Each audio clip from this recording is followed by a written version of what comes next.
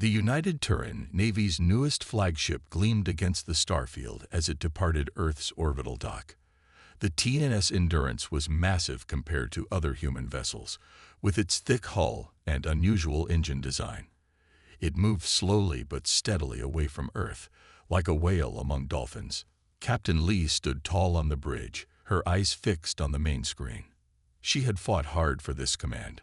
Many in the fleet thought the Endurance was a mistake. Too big, too slow. But Lee understood its purpose. Sometimes strength came from patience, not speed.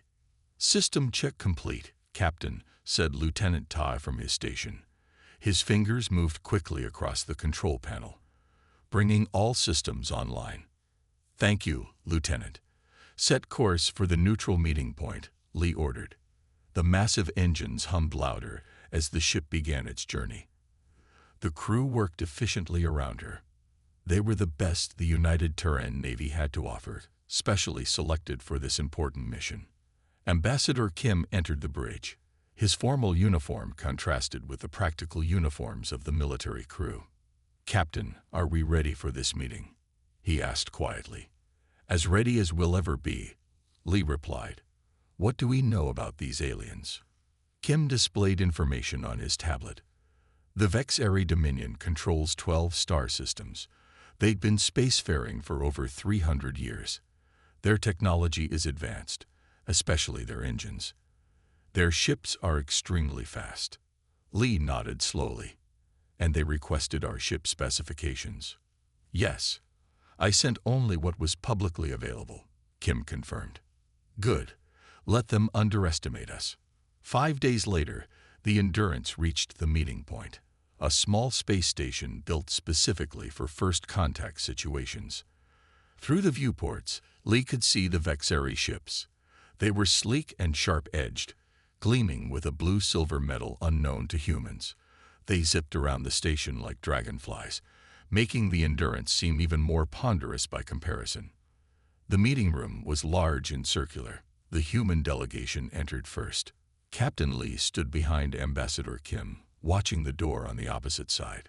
When the Vexari entered, a hush fell over the human team. The aliens were tall and thin, with iridescent scales covering their bodies. Their multiple eyes moved independently, seeming to take in everything at once. They moved with quick, precise steps. Their leader stepped forward. "I am Delegate Rill of the Vexari Dominion. We welcome you to civilized space." The translation came through the earpieces with only a slight delay. Ambassador Kim bowed slightly. "I am Ambassador Kim of the United Terran Alliance. We thank you for this meeting and hope for peaceful relations between our peoples." As formalities were exchanged, Lee noticed how the Vexari kept glancing at the humans with what seemed like amusement. When technical discussions began, she understood why. "Your vessel is interesting," said Rill, gesturing toward a hologram of the Endurance. "I've never seen one move so deliberately through space." Lee recognized the insult, but maintained her calm expression. "The Endurance values reliability over raw speed," she explained. Rill made a clicking sound that the translator identified as laughter. "A quaint approach. In space, speed is survival. The slow are simply targets." The negotiations continued for hours. With each passing moment, it became clearer that the Vexari saw humans as primitive newcomers, barely worth their attention except as a potential threat to contain. Their final proposal was direct. Humanity would remain in its current territory or face consequences. The Vexari would not share resources or technology. They would monitor human expansion. "We must protect less advanced species from overextending themselves," Rill explained with false kindness. When the meeting ended, the human delegation returned to the Endurance in silence. Through the viewport, they watched as the Vexari ships performed elaborate high-speed maneuvers around the station, clearly showing off their superior technology. "They're playing with us," muttered Commander Park, Lee's second-in-command. "Let them play," Captain Lee replied. "There's more than one way to win." Later, in her private quarters, Lee reviewed the sensor data from the Vexari ships. Despite their impressive speed, she noticed interesting patterns in their shield configurations and structural design. "Computer, run analysis on Vexari ship vulnerabilities," she ordered. As the results appeared on her screen, Lee began to smile.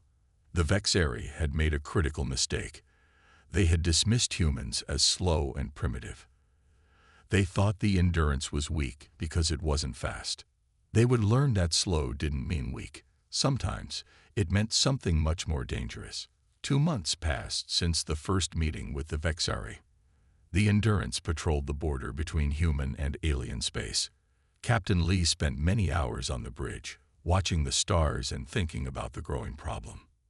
"Another message from headquarters, Captain," said Communications Officer Song.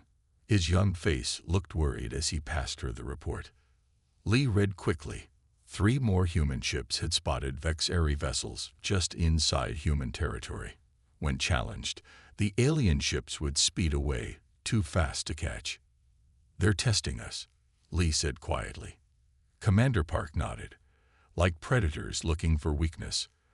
The large view screen suddenly lit up with an incoming transmission. "Captain, it's the Vexari flagship requesting contact," Song announced. "Put them through," Lee ordered, straightening her uniform. Admiral Tak's face appeared on screen. His scales shifted colors, showing patterns that humans were learning meant amusement, or perhaps contempt. Captain Lee, still commanding that lumbering beast. His translator made his voice sound smooth, but the mockery was clear. "We've completed 3 border patrols in the time it's taken you to complete one." Lee smiled politely. "Quality over quantity, Admiral. We're thorough. Is that what you call it?" Tak's multiple eyes blinked in sequence. "Perhaps your ship would benefit from seeing how real space vessels operate. Would you like a demonstration?" Lee recognized the challenge. He wanted to show off Vexari's superiority. She decided to let him. "We would be honored, Admiral. We're always eager to learn." Within minutes, a squadron of 5 Vexari ships appeared near the Endurance. They began a series of complex maneuvers, spinning and weaving around each other at incredible speeds. Their engines left bright trails in space as they performed what was clearly a rehearsed display of skill and technology. While the bridge crew watched openly, Lieutenant Todd discreetly analyzed the sensor data. He leaned close to Captain Lee and whispered, "Captain, I'm noticing something. They sacrifice structural integrity for that speed. Their shield coverage has gaps during tight turns." "Record everything," Lee ordered quietly. The demonstration continued, growing more elaborate. The Vexari ships came dangerously close to the Endurance, almost taunting the larger, slower vessel. Suddenly, all activities were interrupted by an emergency transmission. Song's hands moved quickly to receive it. "Captain, a human research vessel has been attacked near the Proxima colony," he reported urgently. "Heavy damage, several casualties. They're saying it was Vexari ships." Admiral Tak was still on the other screen. His expression showed no surprise. "A regrettable incident," he said smoothly. "Perhaps your research vessel strayed into restricted space. It was well within human territory," Lee countered, keeping her voice level despite her anger. Tak made a dismissive gesture. "These border disputes are unfortunate.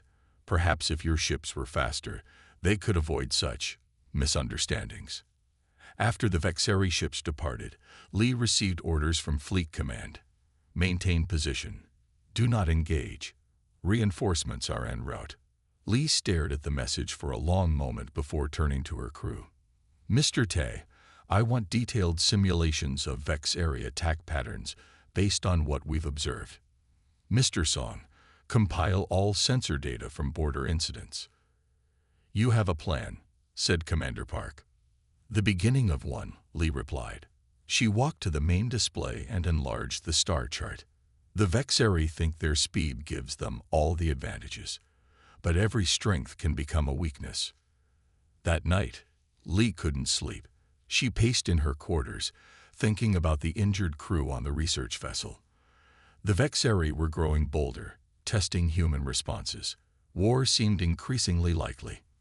She pulled up the tactical simulations Ta had created. The Vexari ship's movements seemed random at first glance, but patterns emerged when viewed over time. Their incredible speed limited their options in some ways. Physics still applied, even to advanced alien technology. If you can't match your opponent's speed, she murmured to herself, you need to be where they're going before they arrive. The next morning, Lee called her senior officers for a private meeting. She explained her developing strategy. The endurance may be slow, she concluded, but it's also powerful. We've been thinking about our ship's speed as a weakness. What if we make it our strength instead? Commander Park looked skeptical. How does being slow become an advantage? Lee smiled. The same way a boulder in a river doesn't need to move to change the water's path. We won't chase the Vexari. We'll let them come to us. As the officers discussed the plan, another emergency alert sounded. 2 more human outposts had been attacked. The Vexari were no longer hiding their intentions. The coming conflict seemed unavoidable now. But as others saw only the danger of facing such fast, advanced ships, Captain Lee began to see possibilities. The Endurance had been built for a purpose. Perhaps this was it. Here's the 800-word third-person narrative in simple English. The wind whispered dark secrets across the empty plains. Maya stood alone, her eyes scanning the horizon where gray clouds gathered like angry soldiers preparing for battle. Something was coming.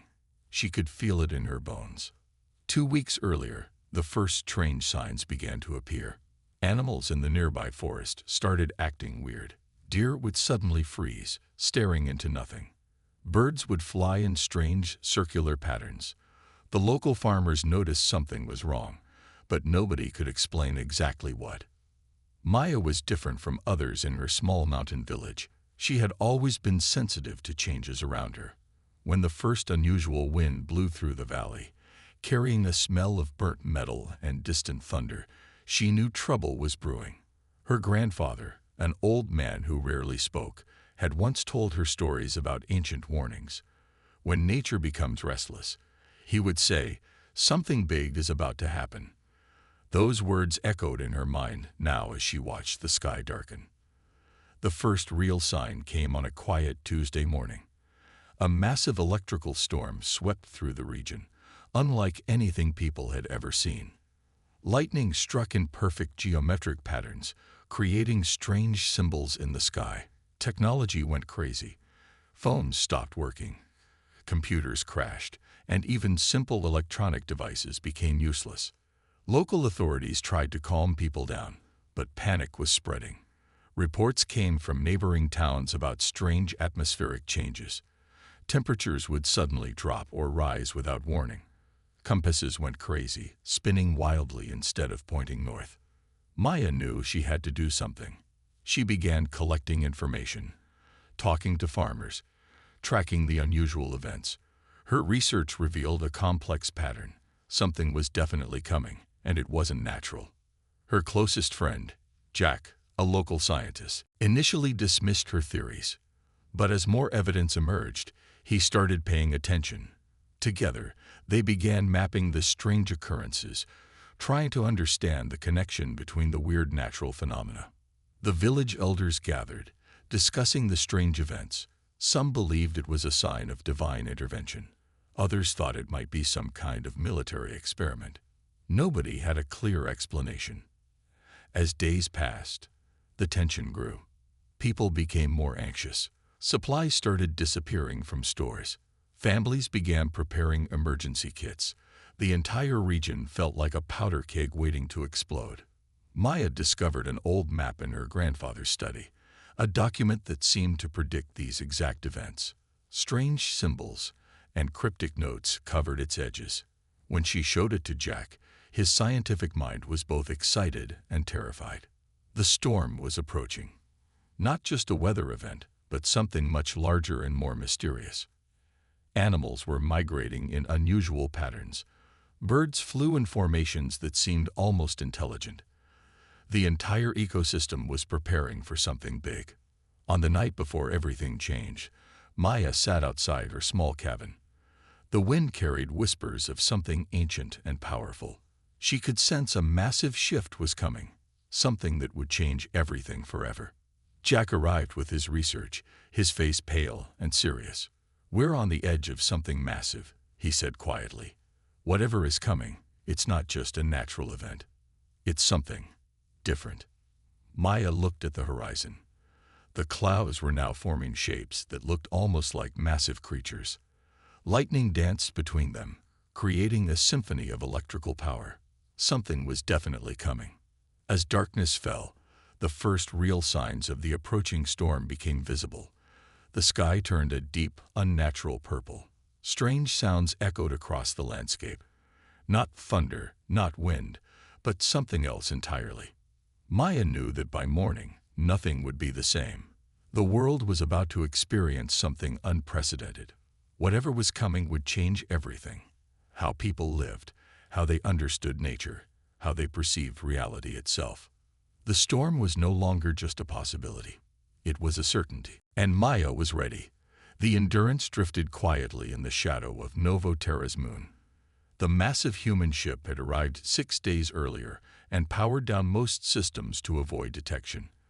On the bridge, the crew worked in dim light, speaking in hushed tones. Captain Lee had barely slept. She stood looking at the tactical display, where the colony of Novoterra glowed green. 50,000 human lives depended on her plan working. "Still no movement at the system edge?" she asked. Lieutenant Todd checked his sensors again. "Nothing yet, Captain." Lee nodded. They had waited patiently, hidden, ready. The Endurance's unique weapons were fully charged. Now they needed the Vexari to appear. "Captain," said Commander Park quietly, "what if we're wrong? What if they don't attack here?" Lee considered this. "Then we try again at the next predicted target. But they'll come. Novoterra is too valuable to ignore." As if on cue, Taz's console lit up with alerts. Movement at the system edge. Multiple signatures. Vexari configuration. The bridge crew tensed. This was the moment they had waited for. "Time to intercept," Lee asked calmly. "At their speed, 20 minutes to Novoterra." Lee straightened her uniform and opened the shipwide channel. "Battle stations. Prepare primary systems." Throughout the enormous vessel, crew members rushed to their positions. Engineers activated the specialized kinetic weapons that gave the Endurance its true power. On the main view screen, they watched as 12 Vexari warships streaked toward the colony. They moved with their usual incredible speed, already beginning to fire on the colony's defensive satellites. "They haven't detected us yet," Park observed. "They will soon," Lee replied. "Start the burn." Full power to engines. The Endurance's massive engines ignited, pushing the enormous vessel forward. Unlike the quick, agile movements of the Vexari ships, the Endurance built momentum slowly, but unstoppably. On the view screen, they saw Admiral Tock's transmission to the colony appear. His scaled face showed confidence as he spoke. "People of Novoterra, your defenses are obsolete. Your ships are too slow to save you. Surrender to the Vexari Dominion." His speech faltered as alerts sounded on his bridge. One of his officers spoke urgently to him, pointing at something off-screen. "What? The Endurance? Where?" He looked shocked. "It's too far to matter." Captain Lee opened a channel. "Admiral Tock, you should reconsider your position." The Vexari Admiral recovered his composure and laughed. "Captain Lee, you're too late. Even at full speed, you'll never reach us in time. Your ship is too slow." "We're not trying to catch you," Lee replied calmly. "We're already where we need to be." Confusion showed on Tock's face just before Lee turned to her weapons officer. "Activate kinetic systems." The Endurance's unique weapon design came to life. Using the ship's immense mass and momentum, it deployed a series of precisely calculated projectiles. Each one carried the force of the enormous vessel behind it. The Vexari ships detected the incoming danger and tried to evade. But their tactics had always relied on outrunning threats. They had never faced something they couldn't outmaneuver. The physics were simple but devastating. The kinetic field spread across their escape routes. The Vexari ship's light armor, designed for speed rather than impact resistance, crumpled under the assault. "They're breaking formation," Tay reported. 3 ships disabled. 5. 8. Within 30 minutes, the battle was over. The Vexari fleet, once so proud and fast, drifted powerless around Novoterra. Their vaunted speed had been useless against the carefully planned attack. Captain Lee opened a channel to the colony. "Novoterra, this is Captain Lee of the TNS Endurance. The Vexari fleet has been neutralized. You are safe." Cheers could be heard over the communication system. On the bridge, the crew remained professional, but smiles broke out across their faces. Commander Park stepped beside Lee. "The slow hammer strikes hardest," he said quietly. Lee nodded. The Vexari never understood what the Endurance was built for. They saw our ship's speed as a weakness because they could only imagine war fought their way. She looked at the disabled Vexari flagship on the screen. Admiral Tak's ship no longer looked sleek and dangerous. It looked broken and vulnerable. "Send rescue teams to the Vexari vessels," Lee ordered. "Let's show them that humans know how to win with honor." Admiral Tak sat stiffly in the conference room of the Endurance. His once bright scales had dulled to a grayish tone, showing his distress. 2 Vexari guards stood behind him, their eyes constantly moving, taking in every detail of the human ship. Captain Lee entered, followed by Commander Park. She sat across from the Vexari admiral and placed a data tablet on the table between them. 47 of your ship's damage, 9 beyond repair, but only 6 casualties, all from decompression injuries. Our medical team reports they will recover, Lee said evenly. Tak stared at her. "You could have destroyed us all." "That wasn't our goal." The admiral's eyes narrowed. "Your ship," he said quietly. "We never considered. We thought speed was everything." "A common mistake," Lee replied. "In space, momentum is a powerful force. The Endurance was designed to use its mass as both shield and sword. Our analysts called it obsolete, primitive." Tak gestured around him.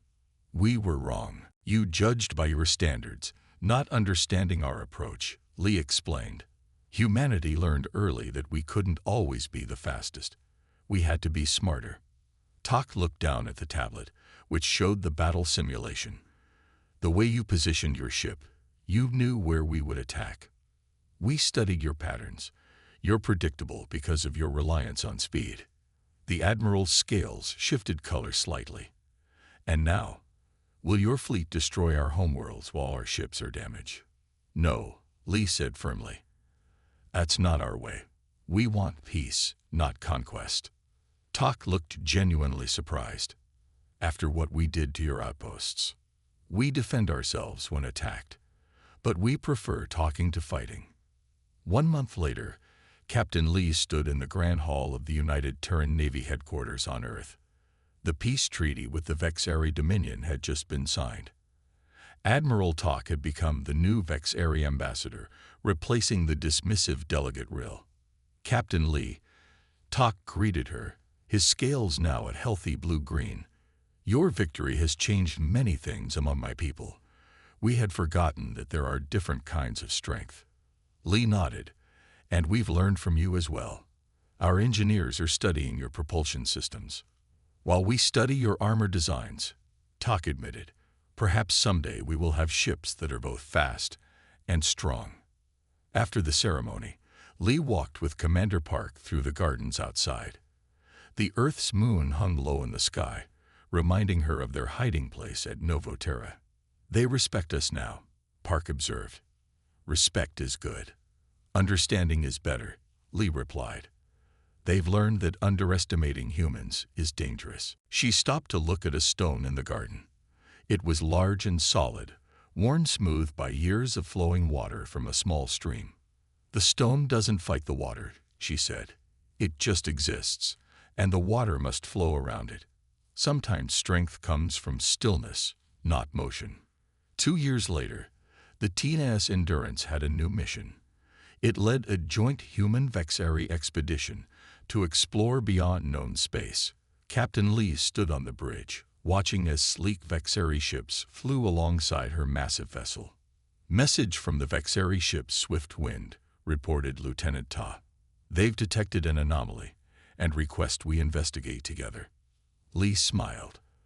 The new Vexeri ships still moved quickly, but they no longer darted around recklessly. They had learned patience from their human allies, and the endurance had changed too. Its engines incorporated some Vexeri technology, making it slightly faster without sacrificing its power.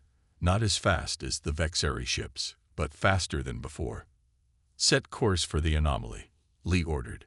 "Standard approach." As the massive ship turned, Lee remembered Admiral Tak's words from their first hostile encounter. "In space, speed is survival. The slow are simply targets." He had been partly right. Speed mattered, but so did strength, planning, and understanding your enemy. The Vexeri had learned this lesson the hard way. Now, other alien species they encountered treated the unusual partnership with cautious respect. The story of how the slow human ship defeated the Vexeri fleet had spread throughout this region of space. Lee looked at the view screen where the Vexeri ships moved in formation with the Endurance. Different approaches, different strengths, working together. "Captain," Park said quietly beside her, "do you think there will be more conflicts as we explore further?" "Probably," Lee admitted. "But now we face them together. And any new enemies will face both the hammer and the wind." On the view screen, they watched Admiral Tak's flagship spin out of control as one of its engine pods shattered. "How?" Tak's panicked face appeared on screen. "This is impossible." "No," Lee replied. "Just physics. Your ships are fast but fragile. Ours is slow but powerful. You mocked our ship's speed without understanding its purpose." The remaining Vexeri ships attempted to retreat, but the Endurance had positioned itself perfectly. Its kinetic field cut off their escape routes. One by one, they were disabled. She watched as the stars stretched before them, filled with both danger and promise. The Endurance moved forward steadily, as it always had, carrying humanity's hopes into the unknown.